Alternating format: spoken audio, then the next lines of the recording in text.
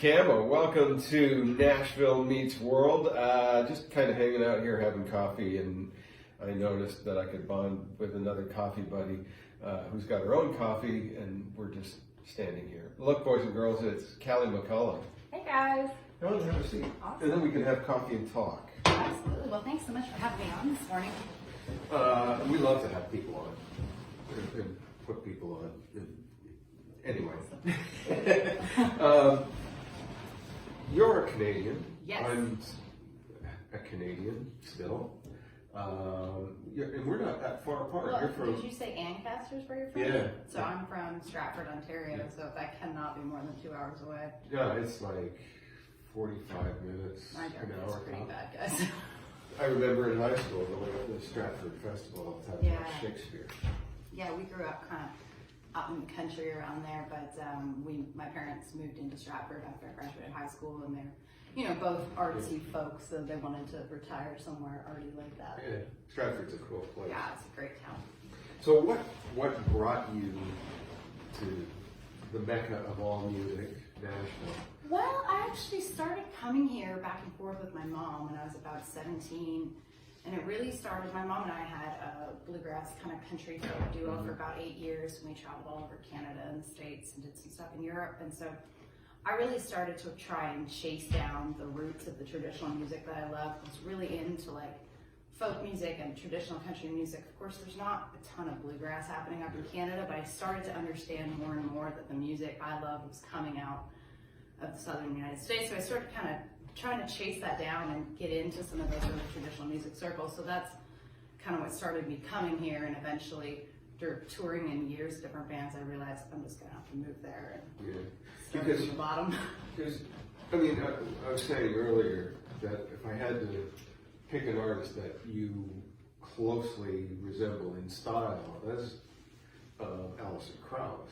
I do get that a lot, yeah. And there's not a big market for that anyway in North America. Well, I wouldn't say that that's true. Well, no, but I mean when you compare it to commercial country music. Right. That's what I mean. But the market for that type of music is even smaller in Canada. I think that there will always be a home for traditional country music and the roots of all of that and bluegrass. And there's always going to be a home for that at the Grand Ole Opry, and that there will always be a home for that with traditional country music lovers. But the way that the industry has transformed country music into the format we have now, which like power to everybody who's doing great. It's just not, that music doesn't, for me, resonate with me as much. So I was just like, all right, I'm gonna stick to the traditional music that I like, and we'll just do it like come rain or shine, right? And you have to do it where it's popular. Which I really do think that music lovers love good music everywhere. Yeah. It's just whether or not there's like a mainstream media outlet to promote it. We talk about that a lot on the show, that you can tell the what I would really call the true artist, and that's somebody that's listening to all kinds of music, and not just country or the genre they're involved in, but taking a ton of stuff from everywhere. We had the Quavy sisters on from Texas, and they all play fiddle, so they listen to Stefan Grappelli and Jean Ponty and just all sorts of stuff. But they're doing this very narrow traditional form of country. Right. And it's just kind of the way some of the artists have to work. Well, I think that, I think as much as people put music in boxes for the sake of like algorithms these days and radio and whatever it is, like I think, we need to be less concerned about what we call it and whether or not it's good, Yeah, exactly. And that was one of the cool things when I first moved to England, was going into Virgin Records, and there were no genres.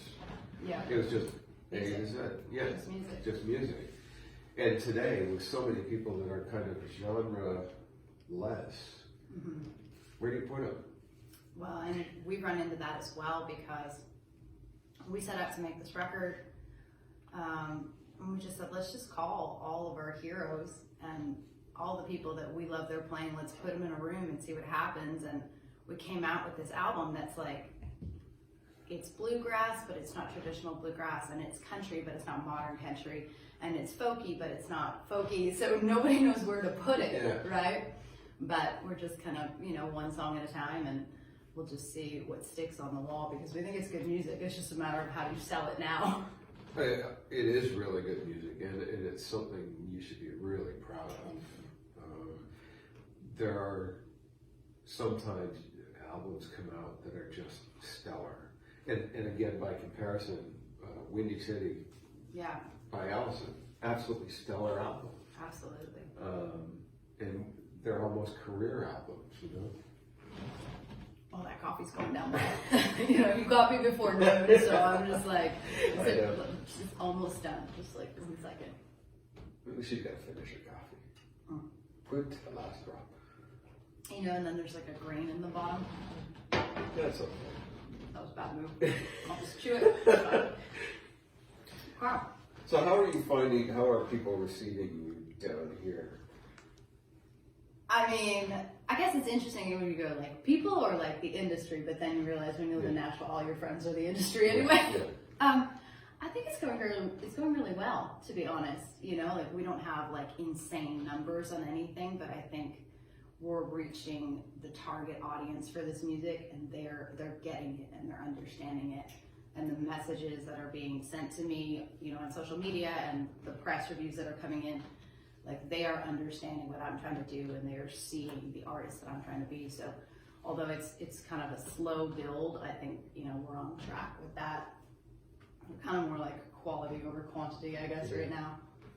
And from all I've seen, you're building a really strong reputation down here. And that's, especially when you're coming from another country, that's important to do. Yes, and I think that, I mean, I've been here now 5.5 years, I think. So, I mean, I've definitely done my time, and I, you know, kind of hopped around doing a few different things before really, you know, getting to work on my solo career.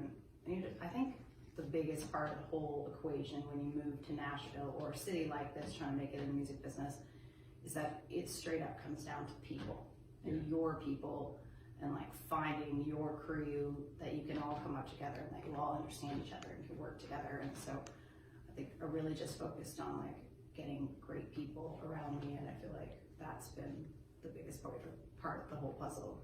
Nashville is all, when I moved here, it was the same thing. Nashville is all about circles. Yes. Everybody has their circle, and it's neat when somebody from this circle is also in that circle, and the two circles come together. And yes. It's almost this hugely mathematical thing when you come down here, but you find it pretty soon that that's the key to getting anywhere. And they start to look at it like freshman classes, you know, it's always the people you kind of came here within the same year of. Seems to like build your circle. Yeah, well, everybody always goes back to the class of '89. Right. You know, Garth and everybody that came out of that. And they're forever going to be known as that. And it's just such a strange But I thing. think it's so cool. You know? I think it's great. You want to do a song for us? Absolutely. And then we'll talk some more. Absolutely.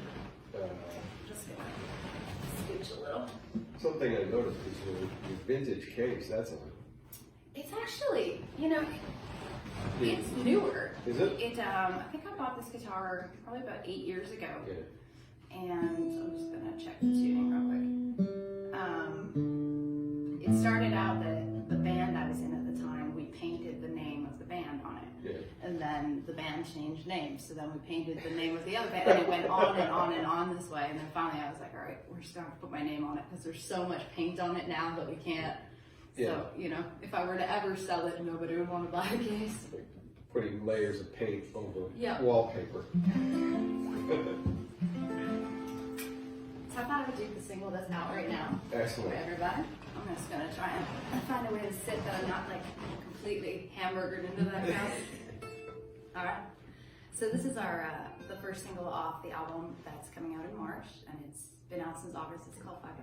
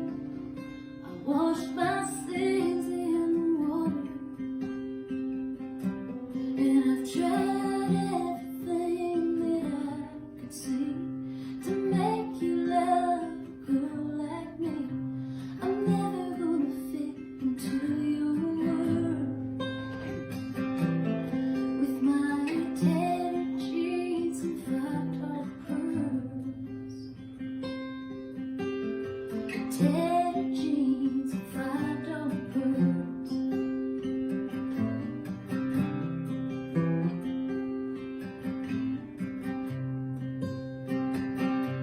Put on that dress,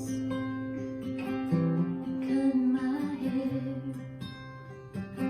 tried to pretend that I belong there. Just a pretty face, fading into the crowd, but we both know I'm just a little too loud. And I've tried everything that I could see to make you love a girl like me. I'm never gonna fit into your world with my tattered jeans and $5 pearls. Tattered jeans and $5 pearls.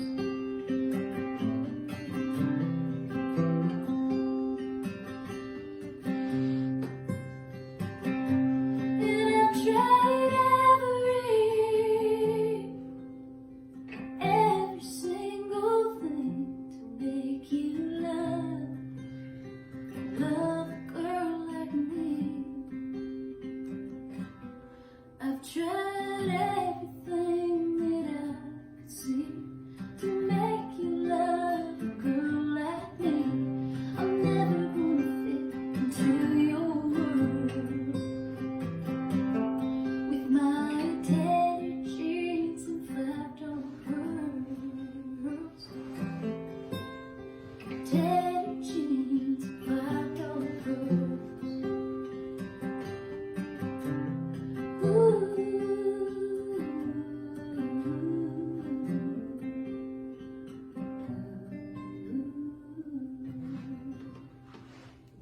Wow. I do. Chills. I mean, that song, I've heard it a bunch of times now. Watched the video, and it's like, you doing it here is holy crap. Oh, thank you. Well, some nice depressing music for Thursday morning, right? Hey guys, I'm Nicole Ray for Nashville Meets World, and this is my first episode. I'm so excited to join the team and bring you all the latest music news from here in the Greater Toronto area in Canada, specifically Canadian country music, as I'm a country pop singer-songwriter. And I thought for this first episode I'd just sort of give you a few details on my career. So I first started things in 2012 with the release of my first EP, Only Everything. And then in 2014, I released my first full-length album called Dig. And right now, I'm so excited. I'm getting ready to release a brand new EP called All Woman. And this is a really special project for me. I recorded 3 of the songs here in Toronto with producer Doug Romano, and then I recorded the other 3 songs out in BC with producers Brian House and JVP, and I'm so excited to share that with you guys. But until then, I figured the best way to get to know me is to hear some music. So I thought today I'd play a brand new track for you from the album, which is my single at Canadian Country Radio right now, and it's called Unfinished. So I'm going to get Damon in here on guitar, and we're going to play that for you. So enjoy.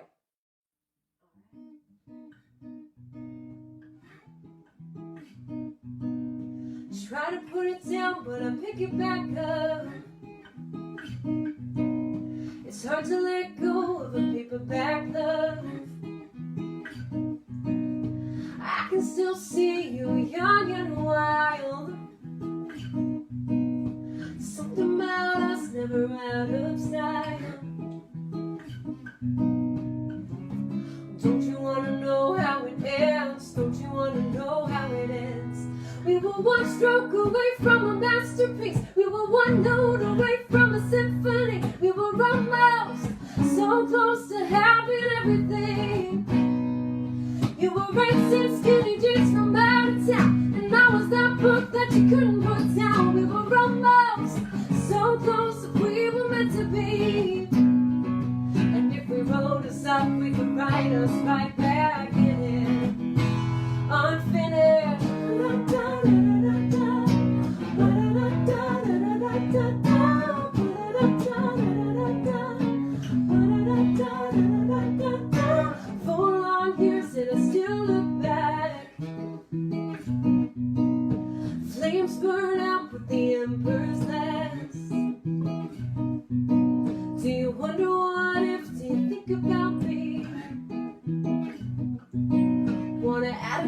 chapter to our story.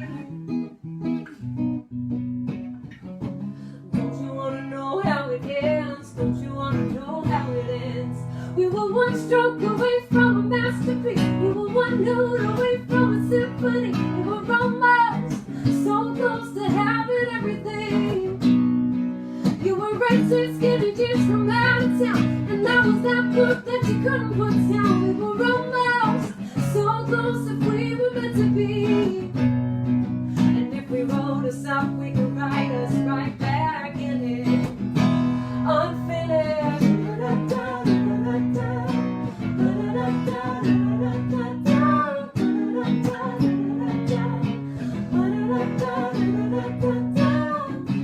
Had it so good back then, make you wanna try it again. Don't you wanna know how it ends? Don't you wanna know how it ends? We were one stroke away from a masterpiece. We were one note away from a symphony. We were almost so close to having everything. You were right 2 skinny jeans from out of town, and I was that book that you couldn't put down. We were almost so close if we were meant to be. And if we wrote us off, we could write us right back in it. And if we wrote us off, we could write us right back in it. Unfinished. Oh, unfinished.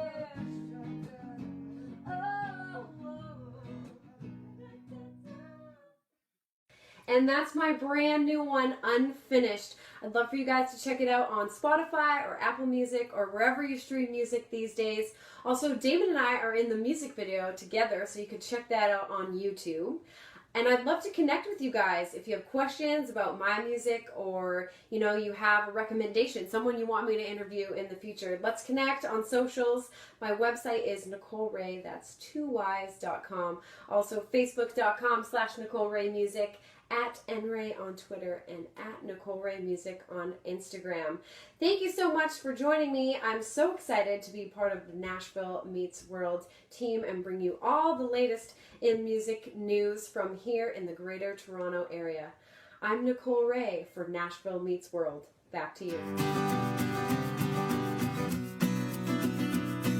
Callie McCullough and $5 Pearls. You can get that now anywhere you can get fine music. All over the World Wide Webs these days. Yeah, so they'll be up on our Spotify playlist Awesome, as thank well. you. Your lyrics have always seemed to me to be very considered. And like the irony about this Yeah. is that like if you know me as a person, I'm just like blah, blah, blah, blah, blah, blah, blah, like the things that come out of my mouth. And so that's very funny because when I say your lyrics are very carefully considered, I'm like, maybe that's the one place I have a filter. Yeah, it just seems like every word in what you write is nuanced. I appreciate that. Thank you.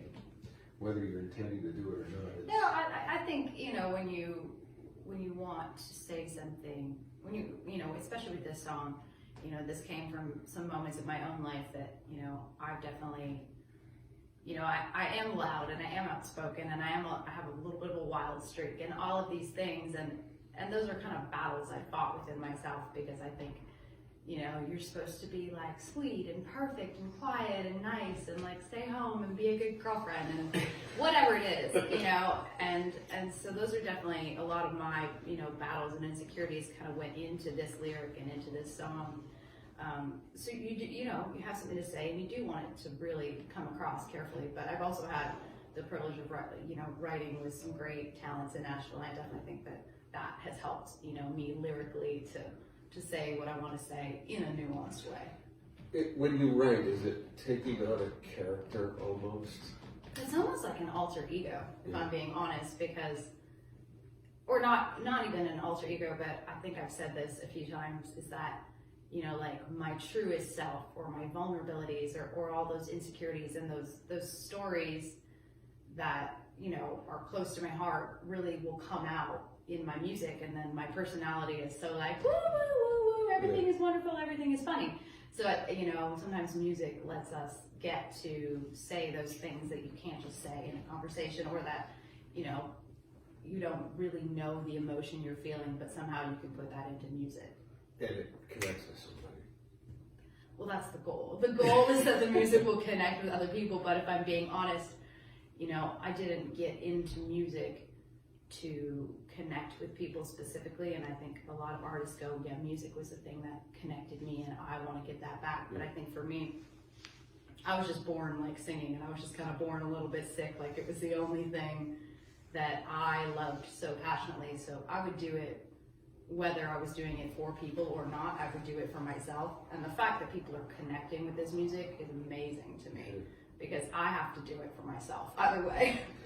Yeah, and it's funny, again, this was a recent conversation where we were talking about people that if you just stripped away all the fame and the wealth, these guys would be doing it in their garage for nothing just because they loved it. And it's like Dave Grohl from the Foo Fighters and Keith Urban. Those are the two that really stick with me. It's just so much in their blood. It's the thing that kept me sane. It's the thing that got me through so many parts of my life. I also was born in it. I was born into a musical family, and so there wasn't, it wasn't weird to me to like go on this career path. It was something both my parents had done, and my uncles and my grandparents, and I was just like, all right. And they're like, okay, here comes another broke kid. Like, another one bites the dust, right? But yeah, I don't think, as much as people tried to push me on a more traditional path and go to college and all of those things, I don't think there was ever really a question that I was going to like piece off at some point and go chase it down, for sure. Who are some of the artists that you admire? Well, I think that, right now there's a lot of great artists, but I think a lot of I'm having like a hiccup at the same time in my coffee. I think a lot of the artists that played the biggest influences on me were artists I got into when I was a little bit younger. I was a big nerd for Pam Tillis. Probably my, if I had to pick a favorite country artist, it would be like Don Williams. I feel like what was so special about him was that like every record, every song, like they had these really great laid back feels, and so that was coming from him. He was like a purveyor of great songs and great feels. But like all of the ballad and broken heart folks, like the Keith Whitleys of the world. Don't Close Your Eyes, to me, is absolutely still remains one of the great country songs. Great songs, period. Never not mind country. Absolutely. I was a big nerd for Gordon Lightfoot. My dad was a big Gordon Lightfoot guy, and Joni Mitchell, John Prine. So a lot of like those real storytellers, and there's kind of career artists, those James Taylors, and it took them multiple records to break in a lot of cases. So they were really just staying true to their music and their path, and eventually it kind of came back around for them. It's funny, I have a different affinity for Gordon Lightfoot because when I broke into radio in Canada, my first station, 820 Cham in Hamilton. And so whenever you needed to go use the bathroom, you put on record Edmund Fitzgerald. Because you had enough time. Gordon Lightfoot was always a favorite for that. If you're at home, you could always tell him he's going to the restroom. Yeah. That's so cool. But yeah, Gordon Lightfoot's great. Yeah, Still, absolutely. Still plugging away at it too. Yes. I think he's like 200 years old. I saw him play the Ryman, I'm going to say 3 years ago in Nashville, 3 or 4 years ago. And the funniest part of it, I was like, his tone of voice sounds exactly like my grandpa. Yeah. Like when he talks. Really? And then my favorite thing he said, he was like, "Oh, they told me I'd never make it playing the capo music." Like, boy, that sounded Canadian. This is so good. But it was a great show. All the artists you mentioned, lyrically, are drawing you in. Yes. So it's almost like you're a fan of that style of lyrics, no matter who the purveyor of them is. Yeah. And I got to use the word purveyor in a sentence. Did I say purveyor today? I feel that I did. Really? Yeah. Isn't that odd? It's like Sesame Street. Today's show. It's like what happens when you took an English degree. It comes out in weird places. Yeah. But that seems to be the thing is your influences and your own lyrics are designed to, almost in their quietude, to bring you in.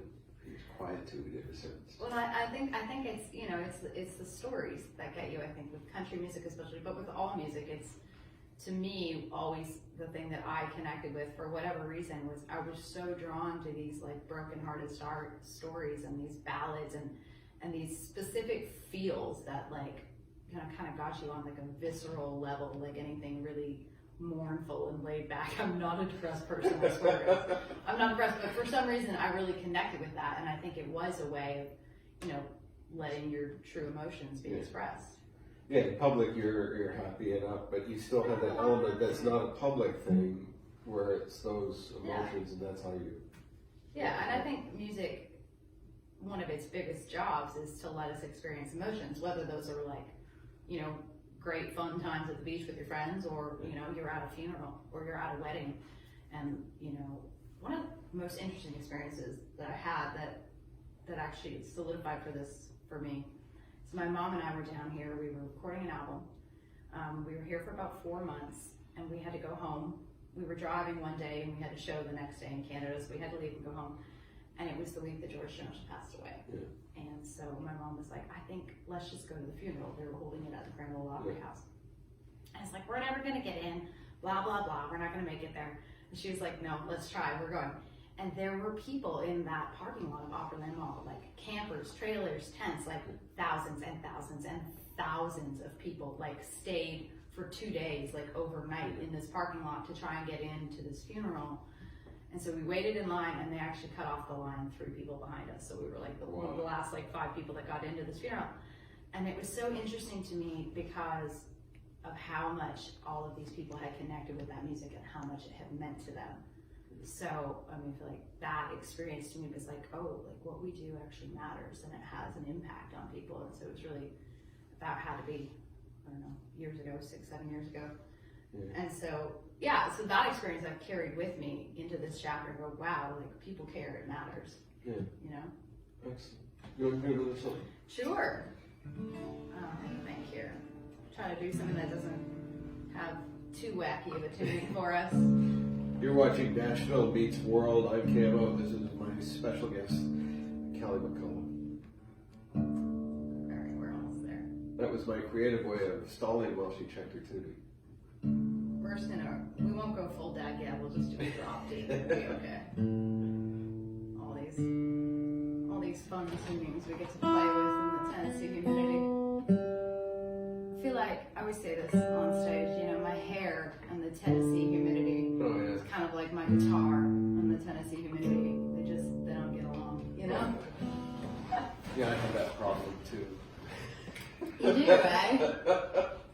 I think fortunately for you, you just don't have quite as much of it to deal with. Yeah. I can't go to Texas, I have an afro. Alright, we'll do this one for you. So this is a tune off the new album as well. And I don't know if it's slated to be a single anytime soon. It's more of a ballad, naturally. But it's a song I wrote with my buddy Ryan Sorstad, and he just kind of came into my living room and he had the idea for the hook, and it just kind of spilled out. It's called Missing You.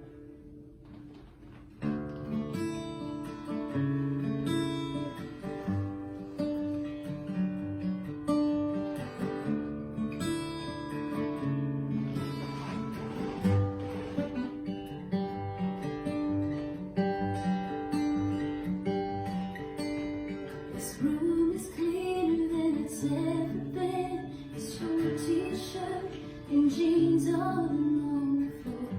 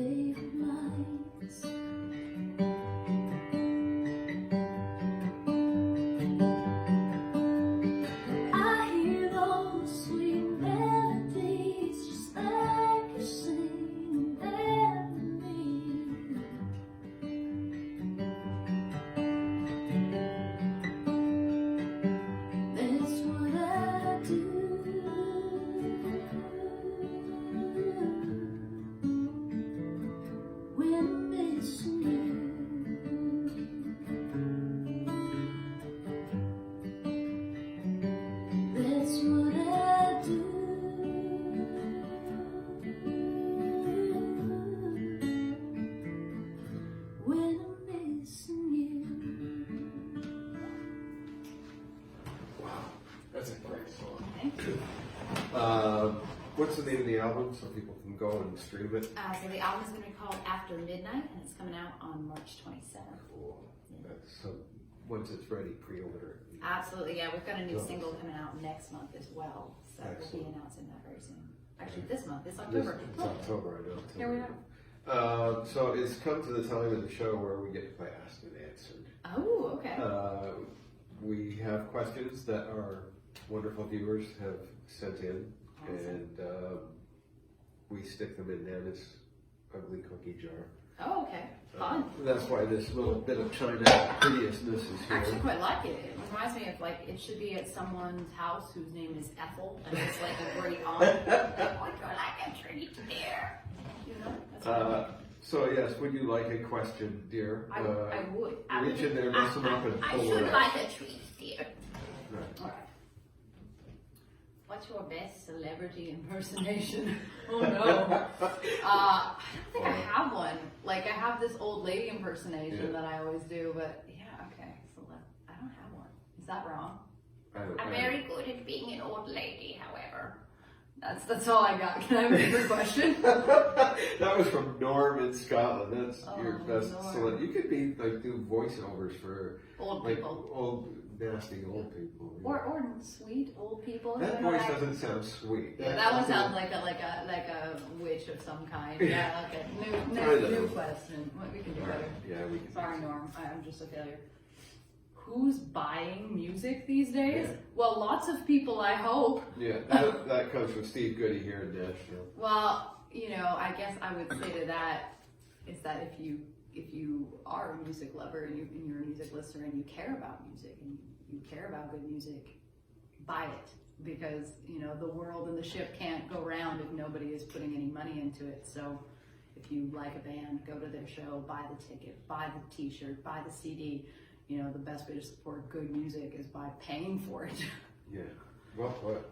Like that's my world activism stance is please start paying for music if you want it to survive. I like that quote. It resurfaces on Facebook every once in a while from Vince Gill, where he says you can go and you pay 99 cents for a fart sound effect, Yeah. and pay 99 cents for somebody's song that they've worked their ass off to create, and a whole team around them has worked their ass off to create, and it's 99 cents. I think, we spend, we have $5 million studios with $100,000 consoles, $10,000 microphones, players that have spent the last 40 years of their lives working on this music, producers that have dedicated their whole lives, artists that have spent their whole journey. So you have all of these hundreds of thousands of millions of dollars then being played through a 99-cent iPhone speaker for people that are rejecting the idea of spending $1 on the song. So if you care about music, please pay for it. Yeah. I have never got the streaming thing, and that's not to slam anybody that streams, because that's the way people are discovering a lot of music. But to me, streaming music is renting music, and it's just like renting a car. You drive it like it doesn't belong to you, and when you're streaming music, it's just, to me, I could be wrong, but to me, it's just, you don't take ownership of it because it's a rental. I'm going to say things that are going to get me into hot water at some point, but I think that, as just like with anything else, like with, clothing factories that don't have humane standards for their employees, I think if a buying public really cared about music, they would push and press, and the industry would push and press on conglomerates like Amazon and Spotify and Apple Music. Raise those rates. If we're going to stream it, let's pay for it. Let's pay for it properly. And I'm going to say things that are going to get me into trouble. But I just think we need to demand better from these corporations, but if people are more concerned on getting the Walmart deal than they are on having quality, that's why we're going to see, if music matters, like, we have to care. We have to demand better from what they play on radio. We have to demand better from the lyrics that our writers put out. We have to demand better from every piece of it, or we're not going to have this thing that we care about so much. These golden eras of music in days gone by. We could have another one if we cared and we tried. That thought always has a place here. Please. I'm gonna get myself into trouble. No, you won't. Don't let me talk in Not public. good. Okay, final thing. You're on your first big headlining international tour. Who opens for you? Oh, that's hard. Of course it is. The My easy part of the show we already did. This is the hard part. Well, you know what I think it is? You know, I think it's so cool about coming up in Nashville is, you know, the people that you meet along the way, and I feel like it would be the most fun to take out, you know, some of my friends that we all came up together. So I've got a couple buddies. One is Davis Corley, who's an awesome singer-songwriter. Another one is Chris Canterbury, who's another great singer-songwriter. So I'd rather, you know, just take people that would be, you know, part of this journey that we've all written together and seen those successes together. Connect them to me. Absolutely. And we'll get them on the show. Absolutely. We've done that with Callie, or see, I'm getting my Callies and Allies mixed. Allie Brooks, but Allie Colleen. Man, it's So one of many those things. names, right? Allie Colleen, we had her in, and we asked that, and just like that, she said, this guy, Timothy Baker, so he's been on the show.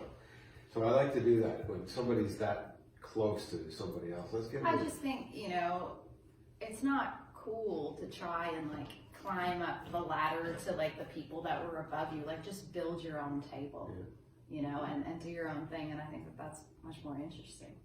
On that note, thank you for being here. Absolutely. Thank you so much for having me. I appreciate it. You can come back anytime you want to. Let's do that. Ladies and gentlemen, Callie McCullough. I got the Allie and the Callie straight. So Callie McCullough, make sure you check her out on socials, stream her stuff. If you're going to stream it, stream everything like 2 or 3 million times. And then go out and buy it. You get the double win. Thanks for watching. Make sure you catch me on Chris Country every Sunday at noon following Bobby Bones' show all across the UK. And every Thursday morning on 88.9 Tamworth FM, Tamworth, Australia, with Jody Crosby and John Wolfe. We just have a blast and play my pick of the week. Thanks for watching Nashville Meets World. We'll see you next time. Oh, my